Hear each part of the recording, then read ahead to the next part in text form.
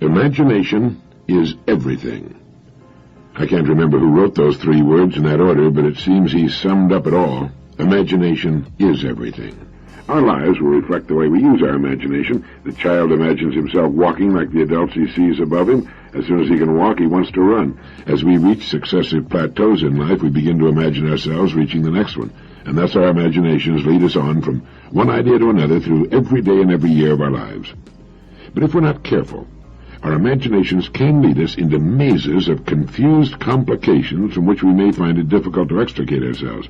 So it's a good idea, as we use our imagination, to always strive for simplicity, to avoid the complicated. Remember the 3 main departments of living: family, how we spend our days, work and leisure, and income. If we're wise, we'll work toward keeping each as uncomplicated as possible, as interesting and as rewarding as possible, but at the same time simple and straightforward. Are we living the lives we want to live, or are we living stereotyped lives based on phony values? Usually they're a combination of both, a kind of compromise which says surely other people must have some idea of what constitutes the good life. After all, there are so many of them. But when we look closer, we see that they're living shadow lives, as Mumford calls them. In competition, ice skating, you've seen a couple match each other's movements almost perfectly. It's called shadow skating, I believe. They try to match each other's movements so perfectly that each might be the other's shadow. In any sort of neighborhood, you will tend to find people living much the same way. Their homes, landscaping, furnishings, and lives are typified, if by anything at all, by an almost total lack of imagination. Imagination, like anything else, needs fuel for production. You can't have something from nothing.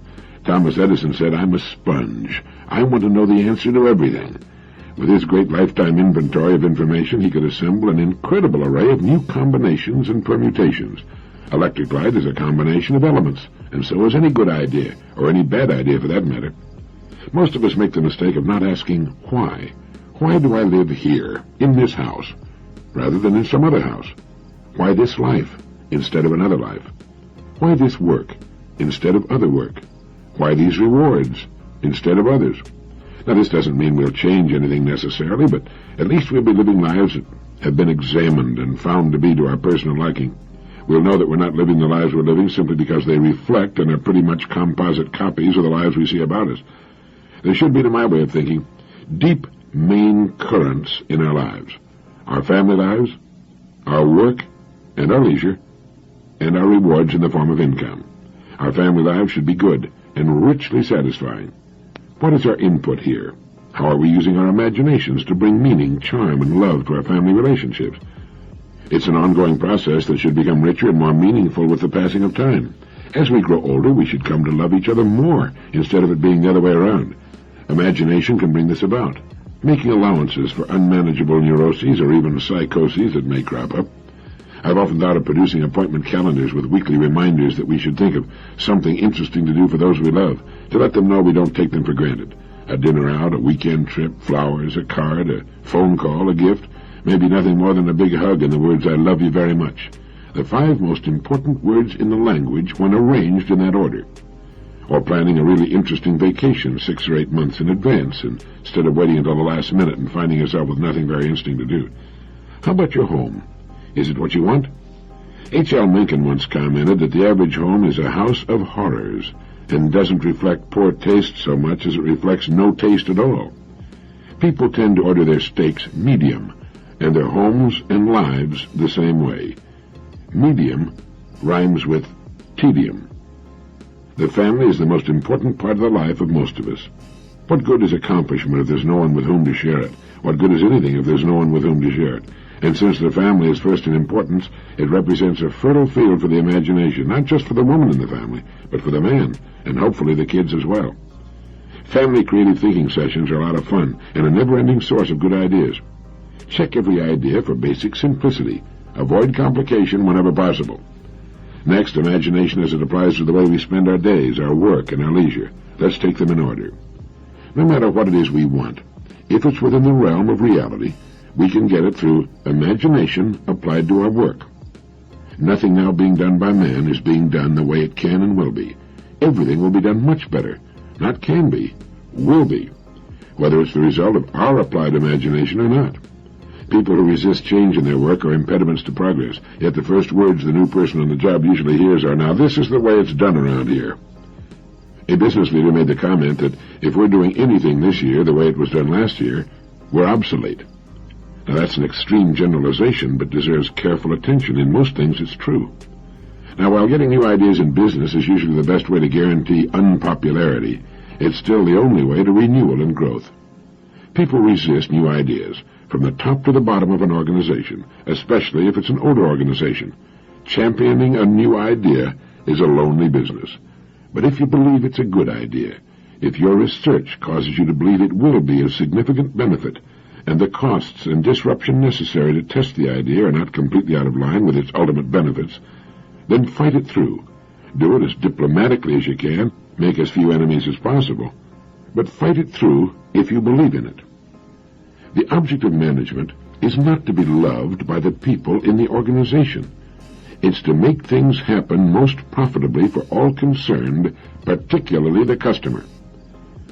People historically have stood in the way of virtually every good idea, and especially if it isn't theirs. Your good ideas can lead to your dismissal from an organization. But ideas are more important than a job. With good ideas, you have independence. There's always a way to succeed. A friend of mine found he couldn't get his ideas through the board of directors. He resigned, and beginning at about the age of 60, he built a $300 million a year business on his rejected ideas. Walt Disney used to ask 10 people what they thought of a new idea. If they were unanimous in their rejection of it, he would begin working on it immediately. Our world today consists of thousands of things people once thought were impossible. How many good ideas have you followed through to completion in your work during the past year?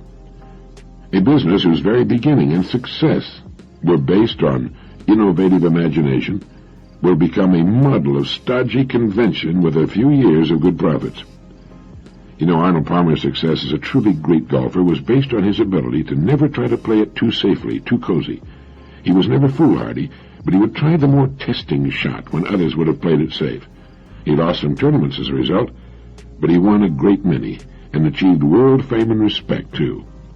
There's much to be said for the conservation of assets, but it should be remembered that they tend to slow you down and put more emphasis on saving what you've got than on building for the future.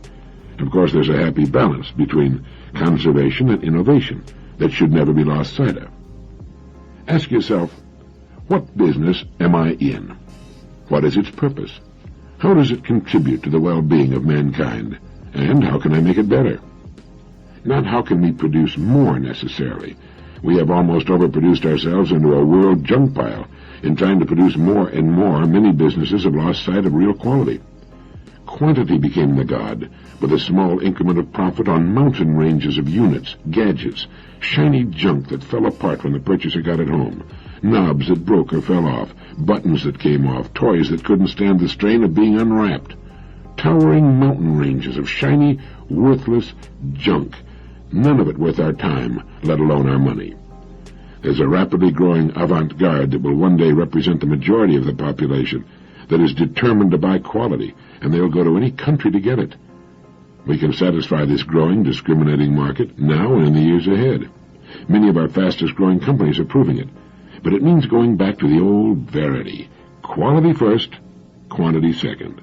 Both can be achieved through human imagination, the most incredible agency ever to appear on Earth. It all comes back to what we want, and more importantly, what we want to be as persons.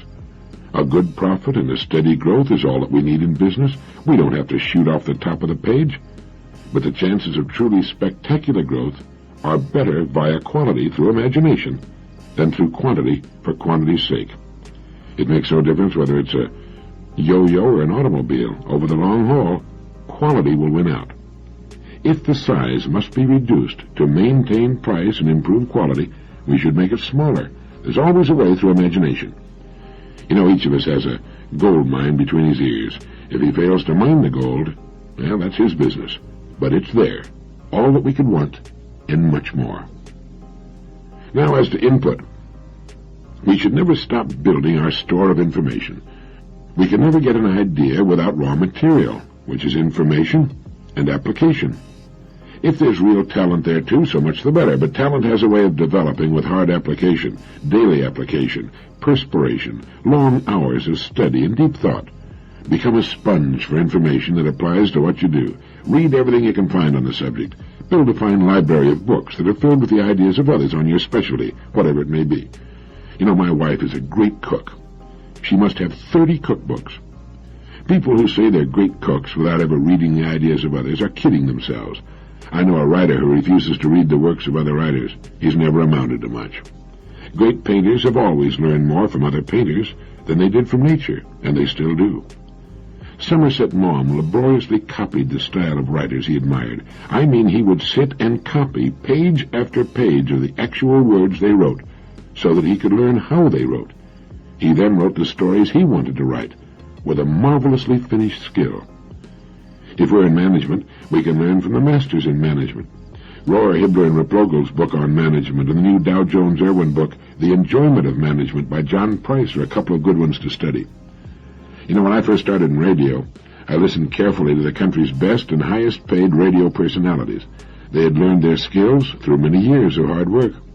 I learned a great deal from them. All I had to do was turn on my radio and listen. Frank Sinatra learned his amazing breath control from Tommy Dorsey, and every great performer who ever lived has had a model or models he or she studied and admired and wanted to emulate. How about you? The person who thinks he doesn't have to study his craft, art, or profession is a pompous fool, and his chances of ever amounting to much are very slim indeed. A never-ending taking in of the best thoughts of the best people in the field of our choice is the best assurance that we will never stagnate, never stop producing. Paracelsus wrote, "Thoughts are free and are subject to no rule. On them rests the freedom of man, and they tower above the light of nature. For thoughts give birth to a creative force that is neither elemental or sidereal. Thoughts create a new heaven, a new firmament, a new source of energy from which new arts flow. When man undertakes to create something, he establishes a new heaven, as it were, and from it the work that he desires to create flows into him. For such is the immensity of man that he is greater than heaven and earth." He went on to write, "The child is still an uncertain being, and he receives his form according to the potentialities that you awaken in him. If you awaken his ability to make shoes, he'll be a shoemaker. If you awaken the stone cutter in him, he'll be a stone cutter. And if you summon forth the scholar in him, he will be a scholar. And this can be so because all the potentialities are inherent in him. What you awaken in him comes forth from him. The rest remains unawakened, absorbed in sleep. We are born to be awake, not to be asleep." And then he wrote, "Therefore, man, learn and learn, question and question, and do not be ashamed of it. For only thus can you earn a name that will resound in all countries and never be forgotten." Hope is one of the loftiest emotions we can experience, for whenever we lack hope, our fruits will also be lacking. He who knows nothing loves nothing. He who can do nothing understands nothing. He who understands nothing is worthless. But he who understands also loves, notices, sees. The more knowledge is inherent in a thing, the greater the love. Everything lies in knowledge. From it comes every fruit. Knowledge bestows faith, for he who knows God believes in him. He who does not know him does not believe in him. Everyone believes in what he knows. Everyone believes in what he knows. And there's your answer to the question, why is there so little belief in anything today? It's because we believe in what we know, and most people don't try to really know anything. Do you know where I got those great quotations of Paracelsus? From the book The Nature of Man, which I recommended in Direct Line 1. People who say they don't have time for reading, research, and study had better find time or throw in the towel. There's no other way to make it over the long haul. You can't make wine without grapes. There must be input if there's to be output. A time spent each day in study will produce a never-ending stream of interesting, imaginative ideas we can apply to our work. It will also confer upon us a very precious thing, freedom, complete independence. We can live where we please, earn the income we desire, and have a wonderful life through the systematic development of our imaginations. Imagination is everything. What applies to our work also applies to our leisure, our hobbies, avocations. If we play golf or tennis, it's much more enjoyable if we play well. Again, a systematic, never-ending study of the game or sport will keep our ability and enthusiasm growing over the years. We don't have to become obsessed with it or be a professional, but it's great to develop confidence in a real facility for the fun we enjoy: boating, fishing, skiing, flying, tennis, golf, bridge, whatever it is. It's more fun if we're fairly good at it. Working at our hobbies gives us the rest we need from the problems at work and at home. It helps us live in balance with a minimum of friction. You know, scientists are in agreement that the old biblical admonition is correct when it says, "He that is slow to anger is better than the mighty, and he that keepeth his spirit is greater than he that taketh a city." If we can catch the vision that life is lived from within out, that it's not so much what happens around us or to us as what happens in us that counts, we can set our own pace, live our own lives, meet situations and people objectively without fear or resistances, and we can become healthier and as prosperous and happy as we want to be. Anyone who knows anything about mechanics knows that friction is the enemy. Steel wheels on rails reduce friction almost to the vanishing point, and an enormous, almost unbelievable load can be moved great distances with surprisingly little power. I had dinner in a restaurant in San Antonio the other night at the top of that great tower that was built for the Hemisphere, and the owner of the restaurant told me that that entire thing turns with a 1.5 horsepower motor. Steel, frictionless balls working on steel rails. We can do the same by reducing friction from our lives. The more friction, the slower we must move with greater effort. Some men in medical research go so far as to say that man has within him a health-maintaining force sufficient to keep him alive and healthy almost indefinitely, if it were not for the destructive effect of uncontrolled emotions. As James Allen wrote, "The calm man, having learned how to govern himself, knows how to adapt himself to others, and they in turn reverence his strength and feel they can learn from him and rely upon him." In all the departments of living, developing calmness, serenity, is worth any effort. It typifies the great person, the true professional. It takes daily practice, especially if we're not a naturally calm or phlegmatic kind of person. The calm person moves ahead. People just naturally look to him for leadership, especially when things aren't going as they should. But not enough has been said about the contributions calmness makes to good health. Good health in man, as it is in all living things, is the natural state. The body has fail-safe mechanisms that automatically go to work whenever good health is threatened. Ill health comes more often from emotional stress than anyone even dares to guess. Friction is the culprit. Developing serenity, a calm, peaceful attitude toward others, our work, and our goals will work wonders in the response we'll get. So we should calm down, slow down, and with a little discrimination as to what we allow to get through to us, we can do much more and enjoy ourselves much more with much less friction and effort. When we wake in the morning, there are 1,000 distractions poised to get at us as we go through the day. They clamor at us in sound and sight. They're frantic, frenetic. They implore, they importune, they threaten, they cajole. If we let them, they'd keep us spinning like confused tops. We need to put a sentry at the door to our consciousness and look at the credentials of that which would enter. We can suffer from inner pollution, too. We should be choosy what we let enter our consciousness, as choosy as we are about the furnishings in our homes. A great educator once said something to the effect that the most interesting people are the people with the most interesting pictures in their minds. If you will think of the things that clamor for your attention as paintings waiting to hang on your walls, you can become very selective. A salesman was talking to a farmer who was very much interested in what he was selling. They were standing in the shade of a tree near the house when the sound of the telephone's ringing reached them. The farmer made no attempt to leave. Finally, the salesman mentioned that the phone was ringing, and the farmer commented that he'd had that thing installed for his convenience, not for anyone else's, and went on with the conversation. There is a way to restore charm and interest to our lives, and it seems to be to cut down on the number of things we let engage our attention and make certain that what does get through is good. I had the good fortune to be raised near a harbor. As a kid, I used to spend hours down on the docks watching the ships loading and unloading. They'd bring in cargoes from the distant and romantic ports all over the world, and I used to stand there with a faraway look in my eyes, envying those sailors who were so fortunate. They traveled over the distant horizon to places I could only imagine or read about in my geography books. I hung around so much that some of the mates and skippers finally recognized me and actually invited me on board. I guess you can imagine the heaven that was for me. They'd take me from the engine room to the forecastle and find the place I liked best, the navigation bridge. The bridge had the best view, but more than that, it was there that the ship was controlled and steered into all those distant places I dreamed of. Once I was even invited to lunch. I didn't get over that for months. It's strange how something like that can have such an overwhelming fascination for a youngster and exert such an influence over his life. As soon as I was old enough, I was on a ship, and I sailed to quite a few of those distant deep-water ports. No matter how long the trip, I never got tired of sailing and watching the sea in all its different moods. Entering a distant port, even if I'd been there before, was always a brand-new thrill. Over the years, I've tried to figure out why I like ships so much, and I believe I've come up with the answer. Ships operate during their entire lives the way we should, but so few do. Maybe you've never thought much about it, but at any given moment, a ship is 100% successful. That is, it's either sailing to a predetermined port of call, or it's in port getting ready to sail to another one. A ship owner is smart. He knows a ship can only reach one port of call at a time.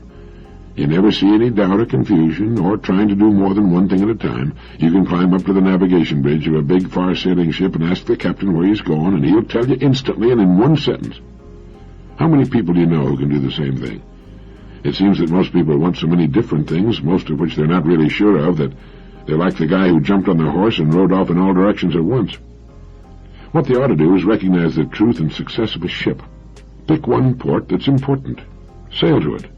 Then rest and refit for a little while, then sail to another important port.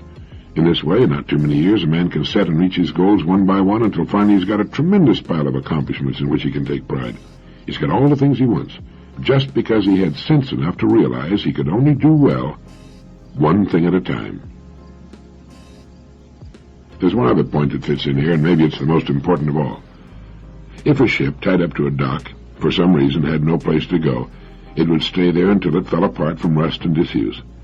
Ships don't start their engines until they have some place to go, and here again it's the same with men. This is why it's so important that each of us have a port of call we want to reach, a goal, a place to get to that we feel will be better than the place in which we now find ourselves. If we don't, well, we might never cast off. We might never know the thrill of sailing a pre-charted course to a place we can't see for fully 99% of the journey. But we know it's there, and we know that if we keep sailing toward it, we'll reach it. You see, ships have a way of reaching their ports. If someone came up to you today and asked you what your next port of call is, that is, where you're going, could you answer him in one sentence like the captain could on the bridge of his ship? If not, maybe you'd better give it some thought. As soon as I was able and had the time to devote to it, I got a boat of my own. I find it to be a wonderfully restful hobby. With a good boat, you can own a home anywhere on Earth. Since 76% of the Earth's surface is covered by water, there are few places you can't go if you happen to love boats as I do. With our little ship, we have a home in Florida, the Bahamas, the Virgin Islands, the Grenadines, South America, Central America, or Mexico. It can take us wherever we want to go, with no packing and unpacking, with our meals when we want them, and good fishing and swimming along the way. And as Dana wrote back in 1830 in the American Classic 2 years before the mast, a ship is like a lady's watch, always out of repair. So you're never at a loss for something to do. There are always a dozen things waiting to be done. It makes for an interesting, busy hobby, with lots of fresh air and sunshine. It's especially good in the winter when you can't play golf up north. The great William James, in his Principles of Psychology, defined genius as little more than the faculty of perceiving in an unhabitual way. In his essay on habit, he referred to habit as the flywheel of society. It's what keeps us doing what we've been doing in the past. It makes us fear change regardless of the present condition of our lives. And the genius, as defined by Dr. James, seems to be that rare bird who knows that change is not only good, but inevitable. He anticipates the inevitable. He's perhaps what makes change inevitable. He habitually looks at everything about him in an unhabitual way. He takes nothing for granted. He knows that whatever he sees that is made by man or served by man is imperfect, is always in a state of evolving. Let me give you a good example. A friend of mine was looking for a site for a large luxury motel. He was in no hurry and spent months in a certain West Coast city looking for the site that would probably best guarantee a good return on the considerable amount of money he was going to invest and borrow. He found the perfect site. It was near a large university and at the confluence of 5 main roads, one of which was a heavily traveled highway. It was also within the city limits, which would mean a large local trade for the restaurant. There was only one hitch. On the site was an old brick building, an old manufacturing concern, still in business. Well, he called on the owners of the business and told them what he wanted to do. Since the city had, over the years, grown around the old building, he pointed out that it would be to their benefit to sell him the property at a price many times the land's original value and build themselves a new, more modern plant in a less congested area.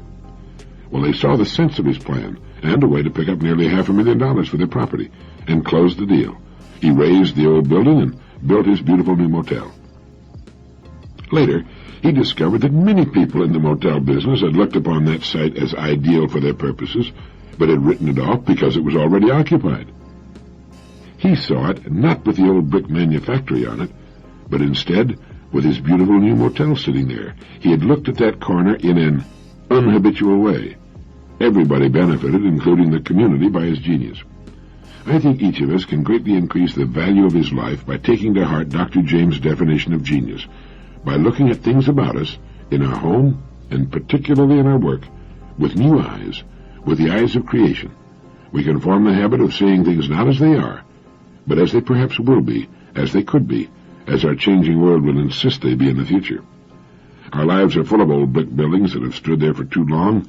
We just don't see them anymore. Or if we do, we just assume they'll always be there. And maybe they always will, if we don't do something about them. In case the idea impressed you as much as it did me, here's Dr. William James' definition of genius again. You might want to remember it. Genius is little more than the faculty of perceiving in an unhabitual way. Speaking of Dr. William James, he also had something to say about the interesting phenomenon known as second wind. In his essay on vital reserves, he points out that everyone knows what it is to start a piece of work, mental or physical, feeling stale, and we know what it is to warm up to a job.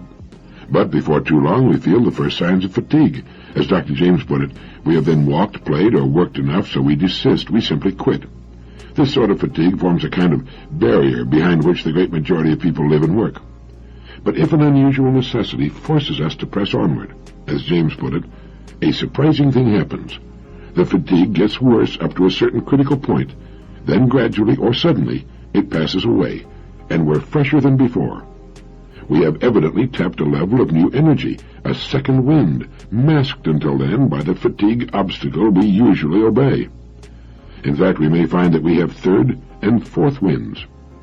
The phenomenon occurs in cases of mental activity as well as physical, and in exceptional cases we may find, beyond the very extremity of fatigue, distress, stores of ease and power we never dreamed ourselves to own.